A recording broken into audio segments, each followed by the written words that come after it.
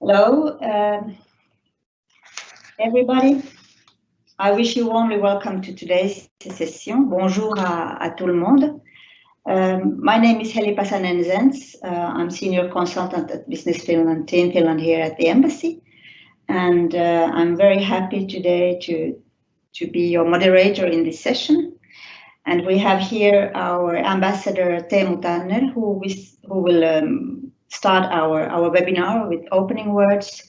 The whole webinar, as you know, is focused on post-COVID-19 and foresight topics, and we are really happy to be here with you now. So please, Teemu, the floor is yours. Thank you. Chers consuls, mesdames et messieurs, bienvenue à toutes et à tous à ce webinaire.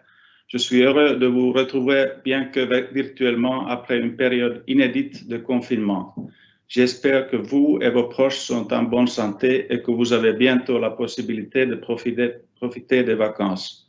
Pour élargir le cercle des amis franco-finlandais, nous avons décidé d'utiliser anglais. I'm indeed happy to welcome you to this webinar that Business Finland kindly hosts on its Teams live platform. The Team Finland network has remained active throughout the COVID-19 crisis, and we have tried to find new ways to work and to come together even under exceptional circumstances.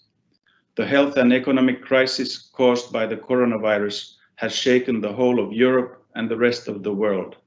This holds true for both Finland and France too. As regards the recovery, all our economies are interdependent.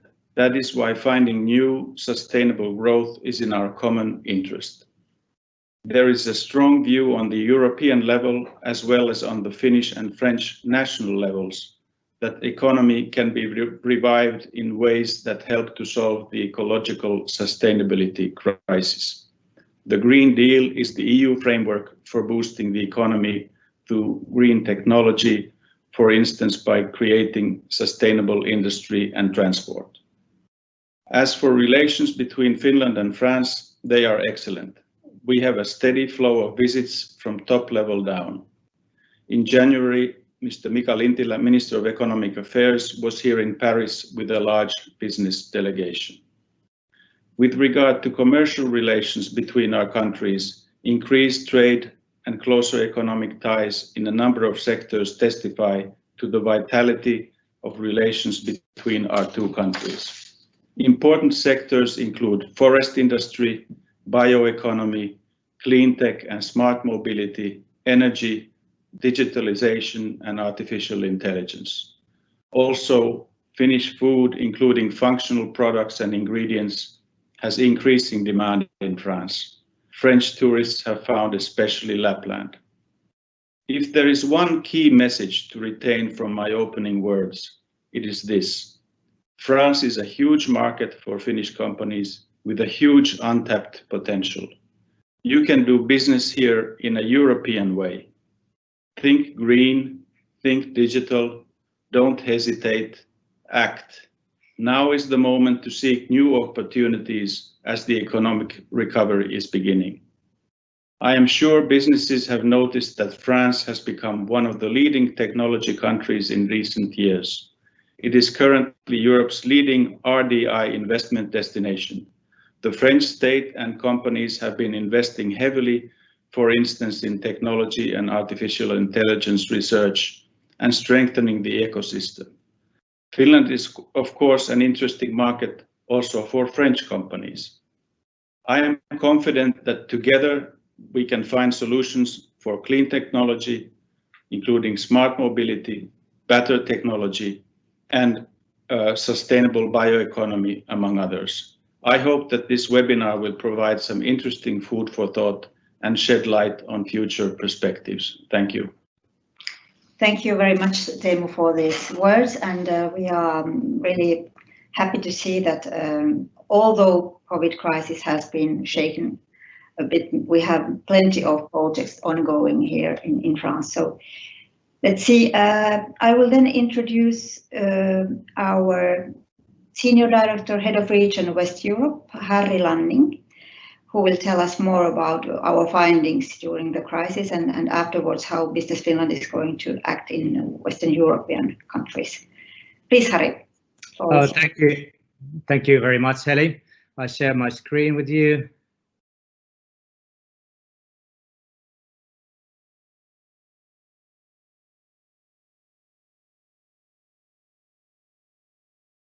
Okay, I hope you can see my screen now. So I will briefly tell you about the global COVID-19 implications in different industries. We go through that and what kind of a business opportunity that has created for Finnish industries and also for between Finland and France industry naturally today. And then as a team, Finland team in France, what kind of actions we have taken due to this crisis we have taken, and more importantly, what are our plans for post-COVID time. Those are the three things I will cover with my short presentation. But first, an overall view on the COVID implications, and the most severely hit sectors are this time, many times in the industrial crisis, the most severely hit sectors are have to do something with industrial production. This time, COVID crisis had hit most severely into the service sectors. For instance, hospitality sector, as we know, travel sector is very severely hit. Consumer sector as well, at least the consumer sector part not having online services, maritime, and of course all the manufacturing and industrial sectors very closely connected to this travel and hospitality sector, like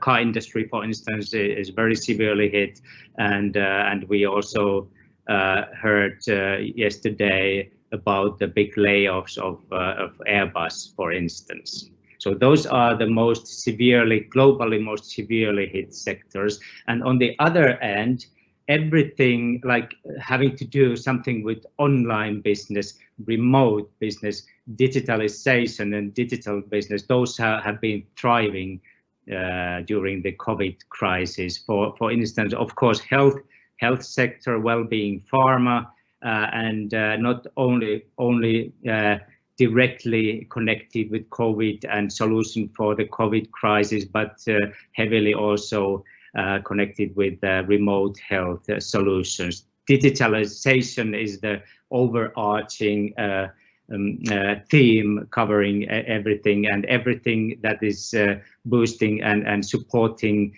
digital solutions is now currently thriving as a business. Consumer sector, food, online business, for instance, and Amazon, for instance, being a good example of that.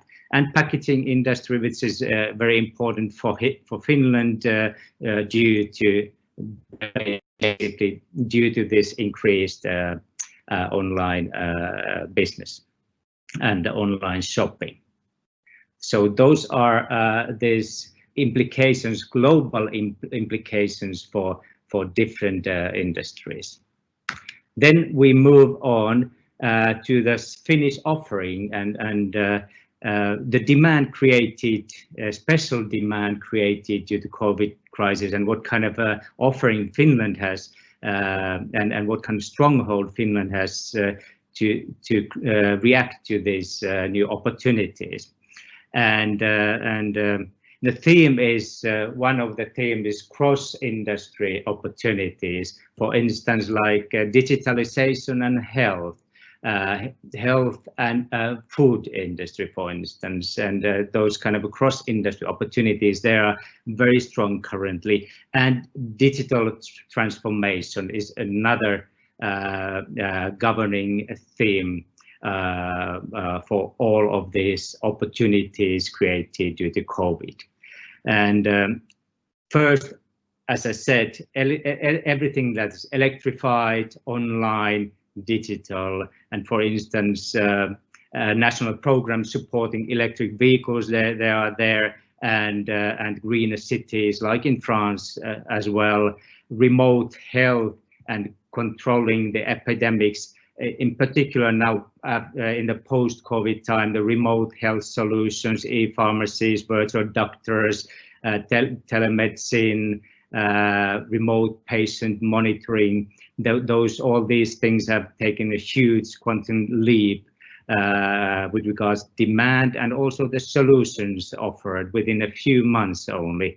And for instance, for France, the Finnish company Mobidiag has got COVID-19 tests approved by French healthcare authorities.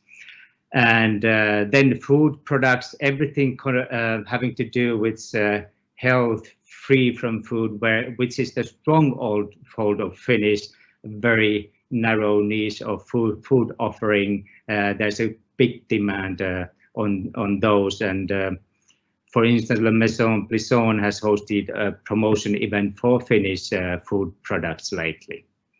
Then we go into the shipping, faced safe and clean ship and ports.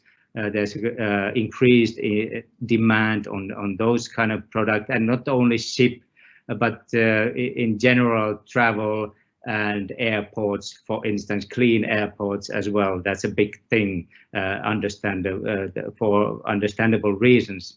And for instance, Finnish companies' visit has been agreed on this area for winter 2021.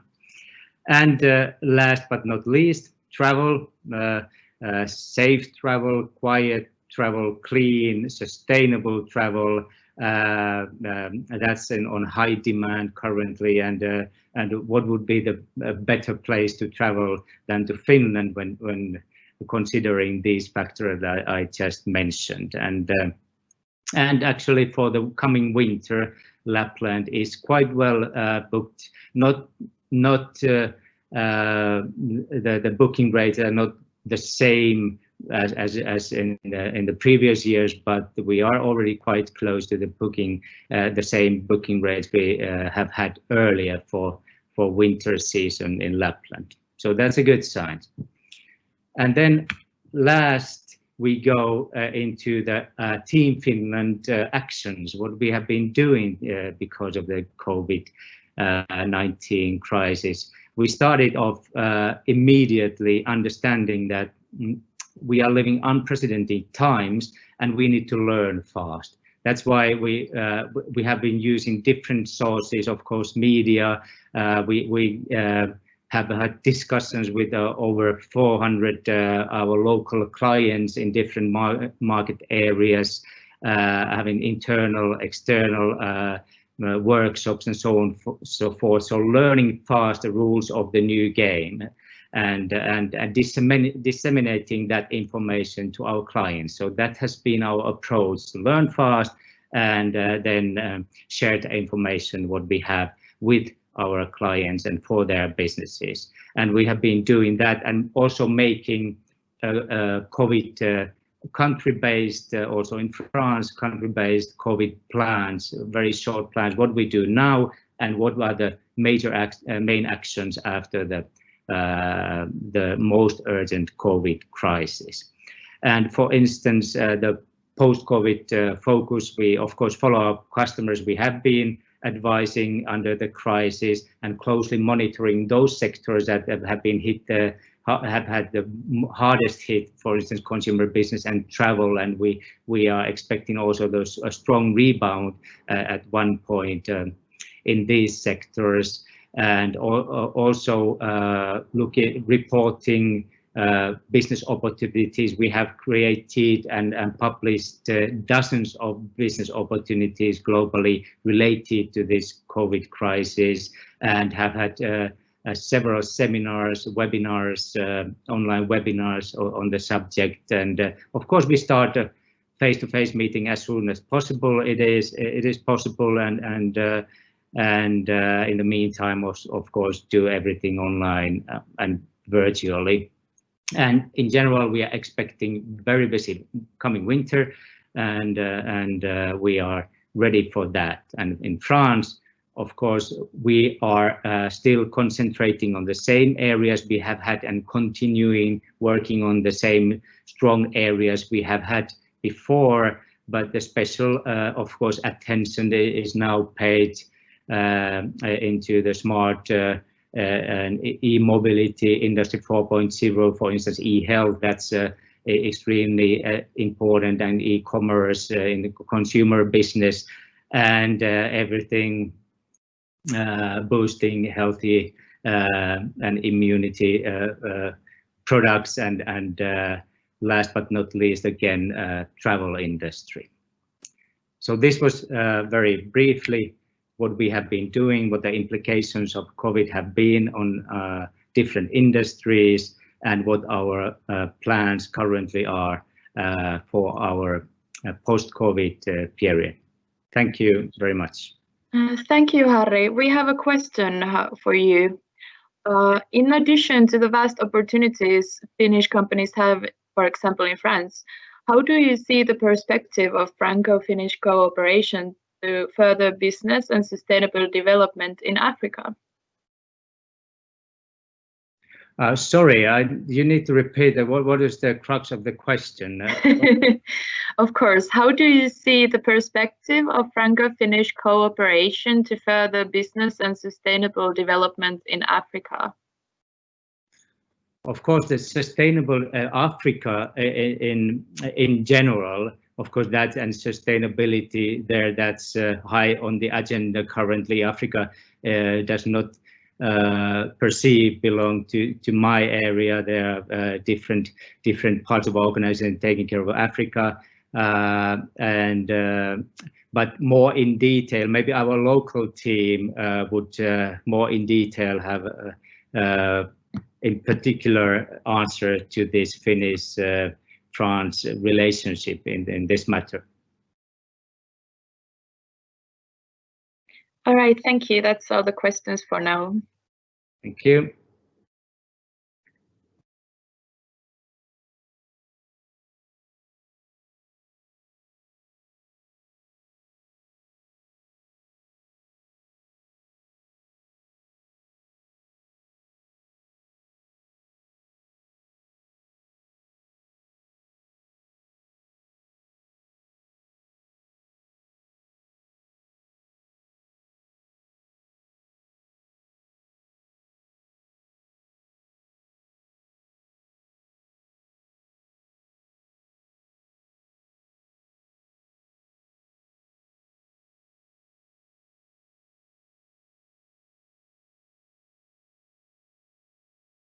Heli, we cannot hear you, but I think we can move on to Sari.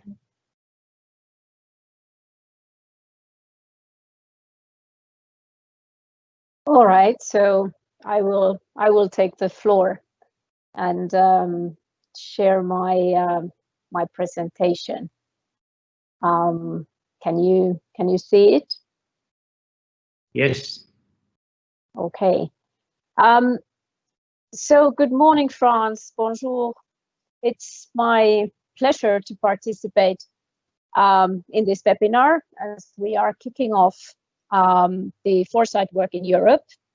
And in fact, I landed last Friday, 6 days ago, to Brussels to kick off this function. This specific picture here is from January, where we did a participatory foresight workshop in Jakarta just before the COVID kicked off in Asia. Luckily, in Hong Kong, it never got very bad, and for already like past months, we haven't had any local cases. So my name is Sari Arho-Havre, and I'm a certified futurist with PhD in international relations and history. So I look both to the future and a little bit to the past. And for the past 8 years, I have been based in Asia, where I was responsible for the foresight work in China, Southeast Asia, and India. So in addition to running the foresight process, I myself specialize in the geopolitical future analysis and follow especially China-US relations, Europe-China relations, and China's foreign relations in the future perspective. But this is mainly because of my background, but in general, in the future area, we follow, in addition to geopolitics, we follow technologies, new technologies, how they might change the future landscapes. We follow societal changes, environmental matters, and economic matters. So basically the whole big spectrum. We are a small team with Soile Ollila in our Helsinki headquarters. I'm transitioning to Europe now and taking over the Europe foresight, which is not just European Union, but actually the whole Europe as a continent. I have a colleague in Japan who oversees South Korea, Japan, Taiwan, and also Indonesia. And in September, we have a new colleague who will be based in China. And next year, a new colleague in the US, probably in Palo Alto. Right now, we have a partner in the US who help us to follow Americas. I will do a very brief introduction to what foresight is, but I think the process is not so interesting for the listeners. I think the outcomes and deliverables are what matter more. And in the end, I will give a little bit of glimpses of the future in terms of what we have been doing lately and what kind of outcomes there are from this work. But before going forward, I would like to emphasize that future work and foresight work is in so-called Horizon 3, which is looking for the options for the future. It looks for how the markets are developing, what kind of a profile changes there is happening in the future, and what those changes mean for Finland, for Business Finland, and for our customers and our international cooperation. So this is the only slide about the processes, and as I said, I'm not going to go too far or too deep on the processes, but what this is all about is that we basically use or combine data intelligence and human insight to make sense of the future. Data intelligence or data mining, which we also use, is never enough, but these are important tools to keep the foresight work on track. But this has to be combined with the human insight to make sense what these future changes mean. And one important thing about looking into the future is it's not imagining it, or it's not a clairvoyance thing. It's something that we have signals in today already, and some of these signals starts to pool in terms of that they have a capacity to change the future drivers and the future mega trends, and what is important also for businesses and nations as a whole, and for strategic thinking. So we utilize both strategic and participatory foresight methods, and in addition use technology and outside intelligence sources, in addition to many others. And one important method to gather insight is our participatory foresight workshops with our Team Finland partners and outside stakeholders. The one picture there is also from this kind of a participatory foresight event that was done in India late last year. So hopefully still this year I could see many of you who are participating now, perhaps in this kind of a future workshop that I will start running in Europe as well. And now a little bit about the deliverables. you can see there is listed program activities, roadmaps that are based on the future intelligence and insight, strategy updates that are used both in Business Finland when we plan our new programs, our new funding, innovation funding tools, company funding, raising awareness, and also challenging decision making about the alternative futures. And then we do publications. These are some insights, strategic insights from Foresight deliverables. Last year, we did scenarios for 2030, and we came up with 4 different alternative futures. I will explain a bit more about these as an example soon. We also do regional insights. We did last year strategic insights for Asia 2030. We are now doing update for this, and insights for Europe, insights for the US is under work as well. We have strategic partnership in Foresight work. For instance, with Japan, we have been working very closely together. And obviously, in the US, we have a partnership with the Institute for the Future. And now probably we will have some similar partnerships here in Europe as well. And of course, we are closely following what kind of a changes the COVID brings for the future. We know that it strengthens some drivers and it weakens some future drivers. In addition, that it brings totally new, some new drivers and shapes the future. Here is some examples of Foresight deliverables, insights for our customers, which are published in our marketopportunities.fi publishing website. So we look based on the signals that we gather from our participatory future workshops. We then look into some specific topics more thoroughly and make reports and publications on these topics.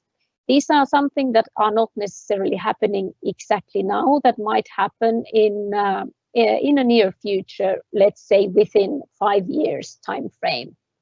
And eventually these have often spill off into the today's businesses. These are so far open to all to take a look, but later on we might limit a bit of the readers behind passwords, or at least signing up. This slide here tells a little bit about the future scenarios work that I just mentioned, that we did last year, and now we've been following it up. And we actually do the follow-up almost every week right now. And this were the list of the major drivers of behind these 4 scenarios that came out of the work. We engaged a lot of stakeholders in this work, so it was not done internally in Business Finland, but we had tens of stakeholders from different organizations participating in doing these scenarios. So what we know already, we will have international agreements and relations between great powers are in flux. The future of European Union was something that we were looking into.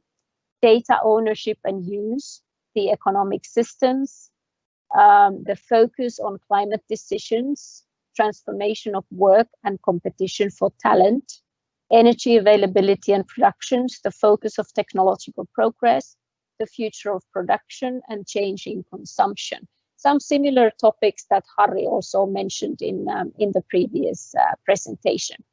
These scenarios can be found on the website that is mentioned there, and that is also mentioned in the next slides. And this link will be shared with you later. So these were the 4 scenarios that we came up in the scenario work. The first one was power games in the divided world, which reflects much of the rivalry between China and the US.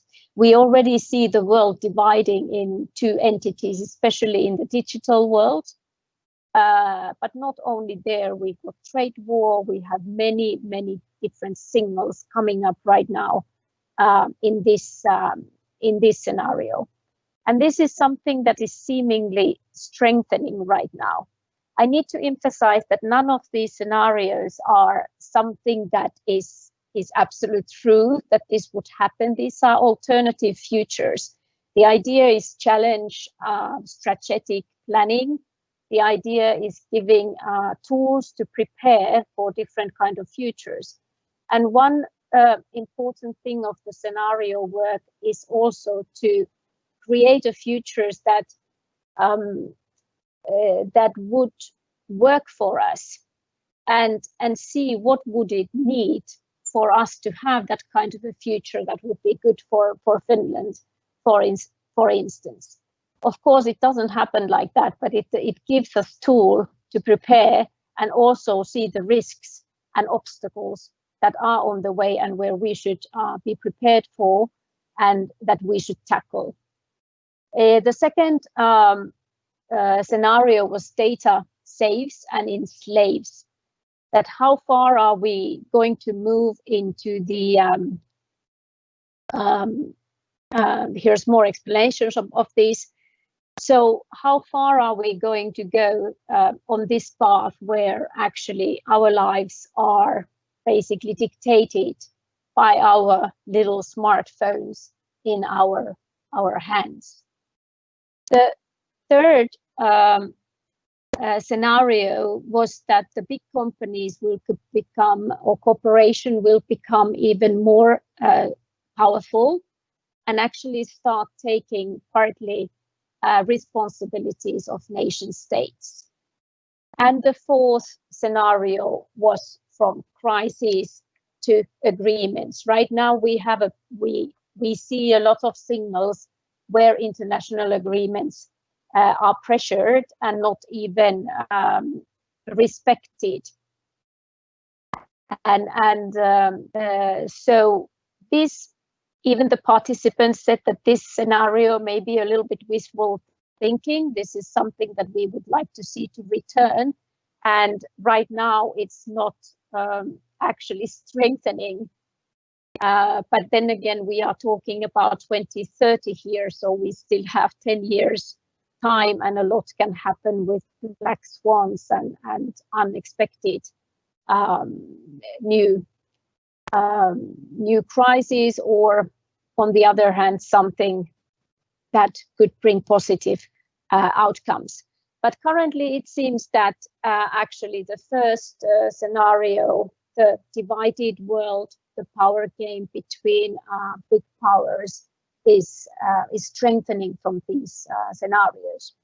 This slide only shows you how we are now following these scenarios as we put on as a base, and doing a roadmap how the COVID especially has been impacting these scenarios. So we are following their geopolitical international agreements where we see high volatility right now. Protectionism is in the rise, nationalism and globalization slows down. We can also see as a consequence of this, and also consequence of COVID, that has strengthened the driver that the supply chains are diversifying. And that's of course, there's an own category for future of manufacturing and supply chains, which is seemingly one important consequence that was already happening since, let's say, 2014. But now, because of COVID, is clearly strengthening. This has challenged the EU cohesion. It brings political instability. We might see more parallel shocks, and migration, of course, is one of these consequences. And in fact, the crisis of democracy. Hong Kong is probably a kind of a showcase of this, the strength of democracy and how other countries are defending these values. This is clearly not a very strong driver right now, but quite the opposite.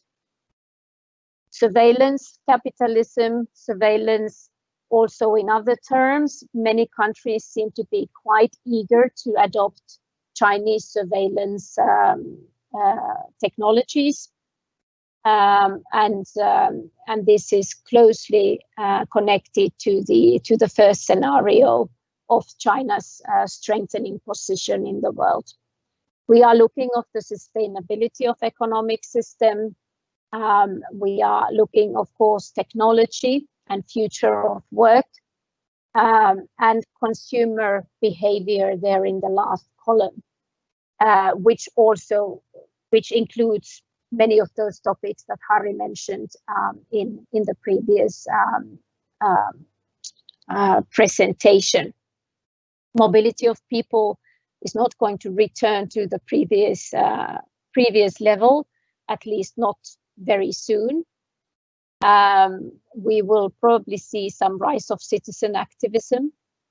We will have more isolated economies, which of course then also create other signals and new kind of opportunities that we only have a quite vague idea so far.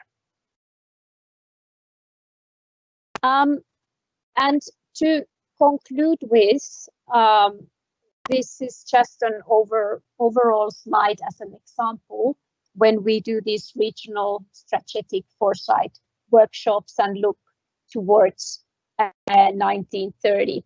What we do in these workshops is to actually dig participants' brain and bring out weak signals, because all of you and everybody actually have this knowledge, but it's something that people just don't necessarily realize. So on the right-hand side, we have some other signals that are already showing, or we can pick these signals around the world. They are not very strong yet, but some of them are strengthening clearly. Climate gorillas, over-satisfaction of first basic needs, for instance. And this is quite interesting after the COVID, when we have seen the sort of a slower pace of life, and how this will pick up when the vaccination is there. Are we going to go back to the as it was before, or are we going to see a different kind of life, and people realizing that the basic needs don't need to be so over-satisfied all the time? And this is also connected, obviously, to the climate change. We see also Internet of Things that actually provide, again, new type of development paths, like that there will be trolls that are paid influencers, and the social media will face new kind of challenges. We will have more robots, caretaking, security, and teaching are areas where we will see more automatization and more robots. Now I would like to conclude here, and if there is any immediate question, happy to answer, or alternatively we can take them later. Thank you very much, and I hope that I could see at least some of you in person later on, looking into the future. Thank you.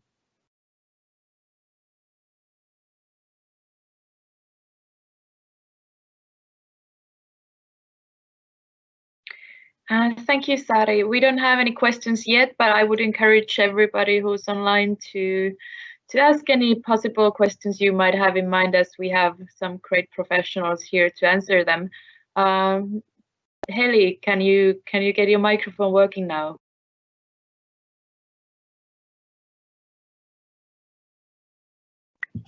Can you hear us now? Yes, we can hear you. Oh, thanks. Thank you very much, Sari and Vera, for helping us here. We can see that we have been talking and hearing very interesting foresight session and presentation by Sari. But in the real world, what often happens is now what happened here in Paris, in a big city. The connectivity issues made that I couldn't get hold of my mouse, neither my screen. So thank you for very inspiring and insightful presentation, Sari. I'm sure many of us will get interested to get more in details, and we will send you the links and also the registration of this presentation. So thank you so much. We now have our program guest speaker here. I hope that the connections are working. He is not based in Paris at this moment.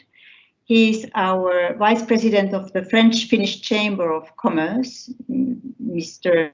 Jean-Marc Louvet, ex-president of UPM Kymmene, and he would like to highlight also maybe some events and activities that we are planning together with the Chamber of Commerce. So please, Jean-Marc, hope you can have the floor now.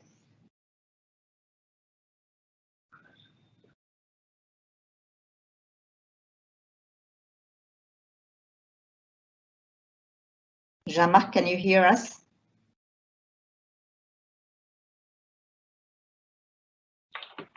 Maybe I can give him a call if there is a connection problem for his side also, because it worked very well a couple of minutes ago. Let's call.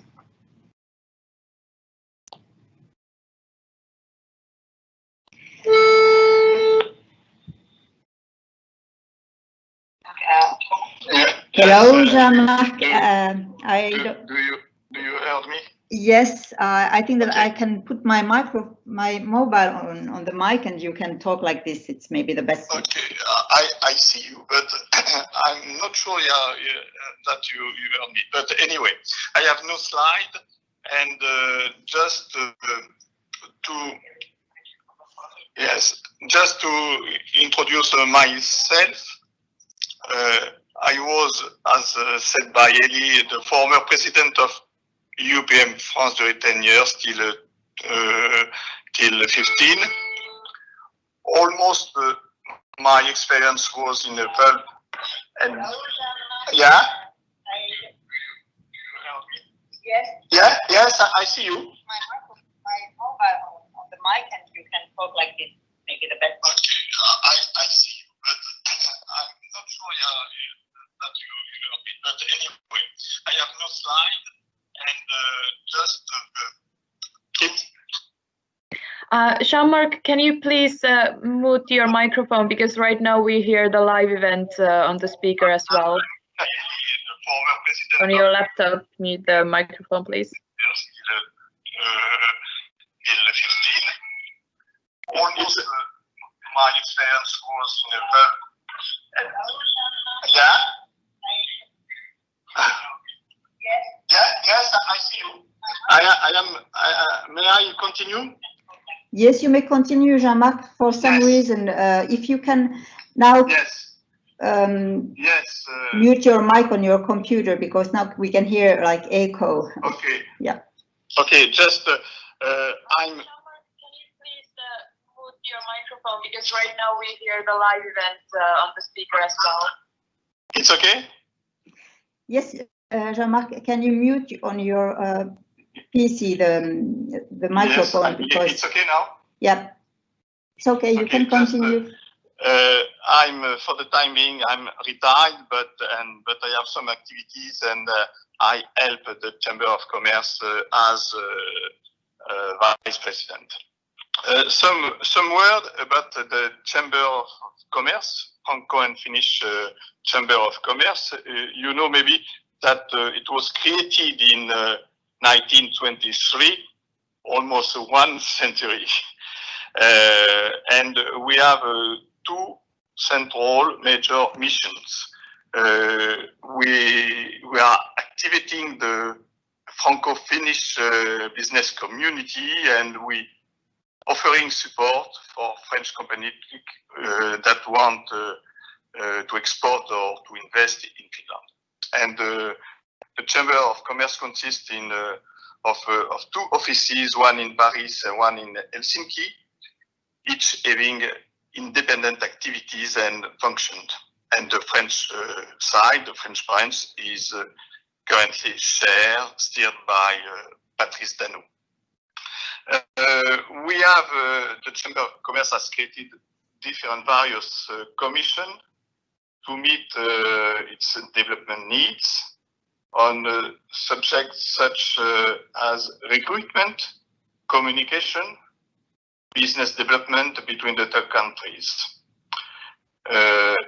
We organize regularly a joint meeting with the Finnish section in France or in Finland. Last year it was in Finland, to which all the board members of the 2 different sections are invited. What are our main objectives? Main objective is to provide the concrete support to French companies in approaching the Finnish market, in cooperation with partners in France and in Finland. We receive also and directing support requests from Finnish company to France, sent by the Finnish section. We are forming an organization of representation for Franco-Finnish business interests. We try to facilitate the business contacts between members through targeted events, and also we are contributing to any initiatives and projects promoting and developing economic and cultural exchanges between France and Finland. For the next coming months, let's say for 6 months, and in now cooperation with the embassy, here are some milestones or the roadmap.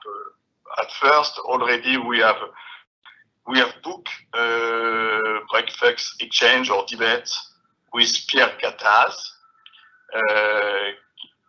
Pierre Gattaz was the former president of MEDEF in France, and now is the president of Business Europe. Business Europe is the association which gathers all the European MEDEF, and it was elected in 2018, and it was renewed recently for 2 years. We have booked the date. The accurate date is on 5th of November. We forecast also some event around the circular economy, and probably with Veolia. Veolia is one of the major actors in the waste treatment industry. We have good connection with Mr. Belté, which is the director of operation in France, and we hope the attendance of Patrick Labatte, which is the senior vice president of North Area for Veolia. Also on our agenda, also we try to set up with the embassy a meeting or a day with the Normandy region.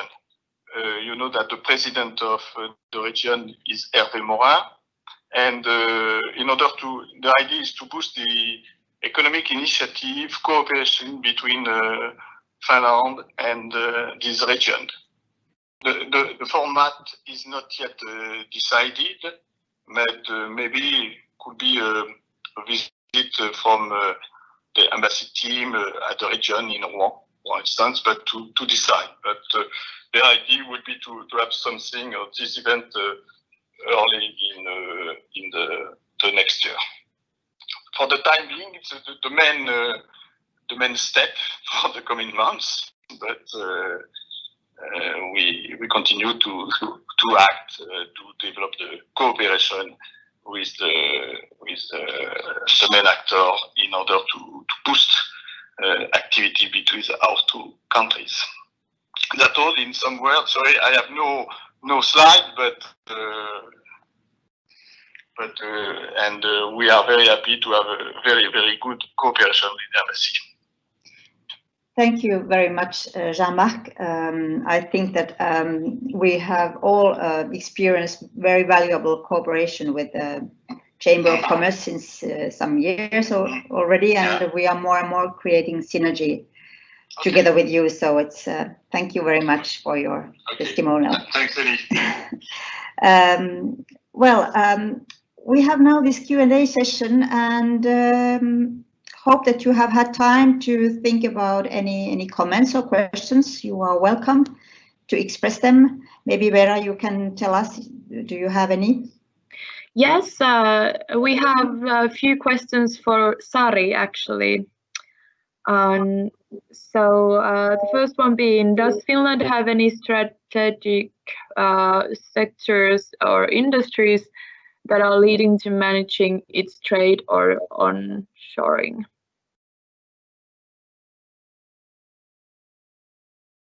I think this question would be better to address to Harri, actually.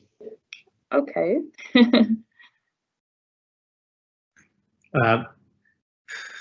Well, if I totally understood what is behind this question, it would be easier to answer, to be honest. Yes and no, not in a significant amount that would significantly affect.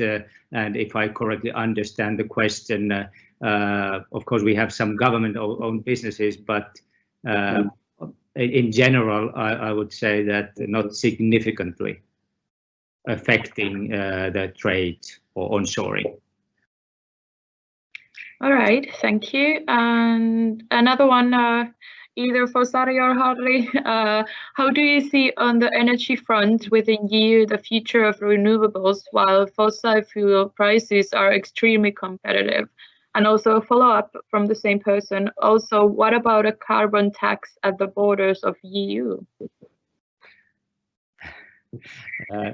Good question. Very relevant and good question. This renewables and sustainability. I believe, and the question is about the future, and I strongly believe that sustainability will be there, and that would be the main title of also energy-wise. But it is true that currently, because of this COVID-19 crisis, we had in some places taken one step back because of short-sightedness, or the crisis has created a situation where we have taken a step back in renewables and sustainability, but only in some areas. And I think, in my belief, is that it's only temporary. I could add a bit to what Harri said, and maybe a little bit in a generalistic macro view, but what we're seeing in Europe about the renewables and sustainability development, I think Europe should keep this track, because I've been in Asia for so long, and the acknowledgement of climate change and these matters is very low. And the governments are also acting on base of the immediate economic growth, GDP growth, rather than thinking long term of consequences. And many countries outside of Europe, and also of course in Europe, but many countries will come to realize the consequences within 10 years. And those countries who have sustainable solutions in place by that time will clearly be winners in these technologies. All right, thank you. We have one more question. I think this is targeted towards Teemu more than Harri and Sari. How about cultural diplomacy? Will it be sacrificed in the current crisis?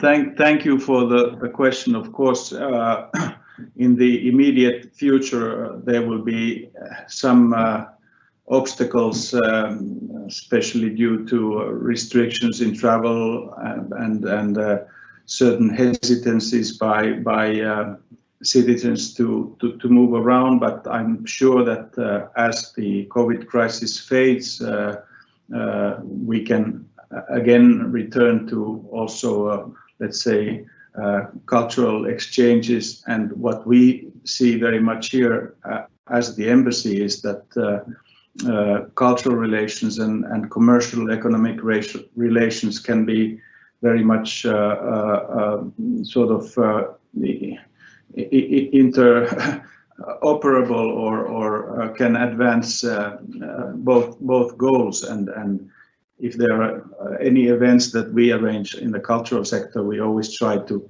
think also in economic and commercial terms. May I just revert to the previous question briefly? If you look at French strategies in terms of energy, of course, there is a clear plan to reduce the share of nuclear energy from around 70% to 50%.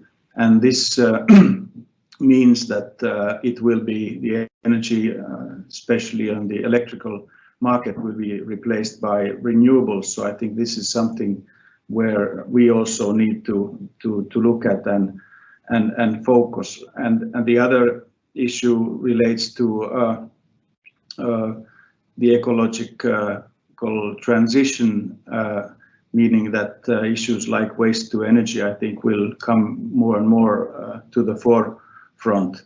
And just on Monday, the climate convention here in Paris had a host of proposals, which I think the government takes very seriously. And I think they will also provide some opportunities for foreign and Finnish companies.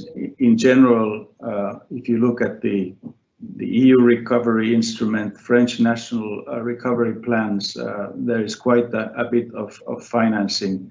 So we have to focus on getting a share of that to Finnish companies also. Thank you. Thank you. We have questions coming in, which is very nice. I think this is also for Teemu. Would you see an actual threat of upcoming breakup of the Eurozone between North and South with budget pressures? Well, I think it's perhaps wise not to look at this issue from a geographical point of view too much, especially in view of the COVID crisis. I think we have all taken a hit during this crisis, some countries more than others, but I think there is a need for EU level action anyway. Now the question is, what would be the share of so-called subventions or then loans? This is now being negotiated, but I don't foresee a breakup of the Eurozone now. The question is how one puts together this joint plan. I think there is a shared goal on the part of all EU countries to find a solution and move forward. Thank you. There is one more comment about the last Sunday's elections and the strong score of environmentalists, and about how this will probably have some impact on environmental and economic decisions in the future. And in that respect, Finland has a good card to play with their growing culture and companies. This was more of a comment, but to read it out loud to our speakers, if you would like to comment it somehow.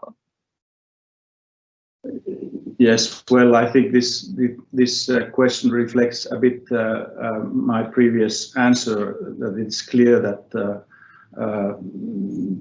sort of the green perspective will be very dominant, not only on the national level, but of course on the EU level, as the Green Deal proposed by the Commission will be implemented in the future. So I think this is really one of the mega trends, as is the digital transformation, and of course due to the COVID crisis also the health sector will also be very much emphasized, also from the point of view of European sovereignty and looking at the various value chains, how they have to be perhaps relooked at.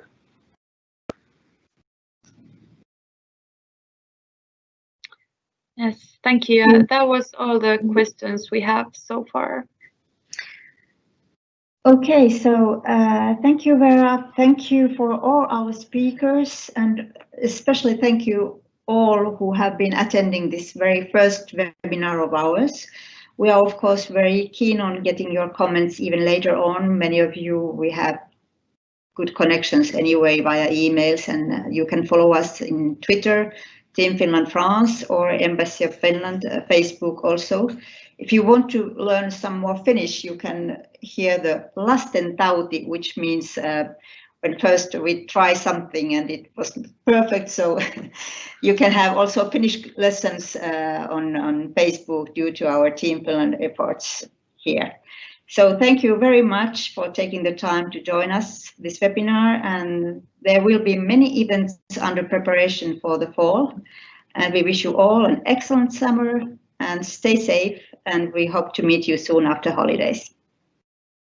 Bye bye. Thank you. Thank you. Thank you. Bye bye.